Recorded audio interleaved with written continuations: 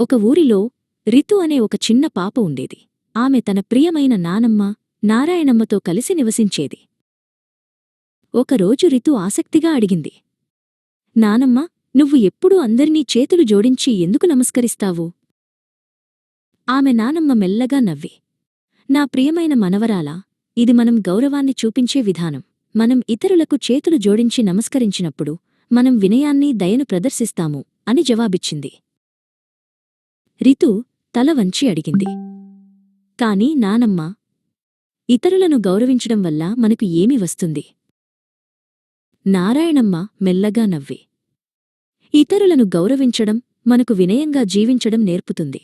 నువ్వు ప్రజలను గౌరవించినప్పుడు వారు నవ్వి నీకు తిరిగి నమస్కరిస్తారు అని చెప్పింది. ఆ చిరునవ్వు ఇద్దరి హృదయాలకు ఆనందాన్నిస్తుంది. గౌరవం ప్రపంచాన్ని ఒక మంచి ప్రదేశంగా మారుస్తుంది. నాకన్నా అని నారాయణమ్మ చెప్పింది. ఇది విన్న రితుకు స్ఫూర్తి కలిగింది. ఆమె తన నానమ్మ పాదాలకు నమస్కరించి, నన్ను ఆశీర్వదించు నానమ్మ అని అంది.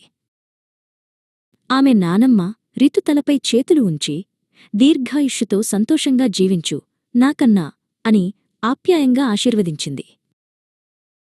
ఆ రోజు నుండి రితు తన దారిలో కలిసిన ప్రతి ఒక్కర్నీ చేతులు జోడించి నమస్కరించడం ప్రారంభించింది.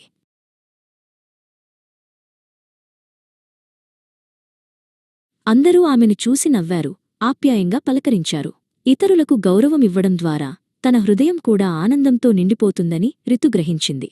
గౌరవించడం మంచి అలవాటు. అది మనల్ని మంచి మనుషులుగా, బాధ్యతగల పౌరులుగా ఎదగడానికి సహాయపడుతుంది.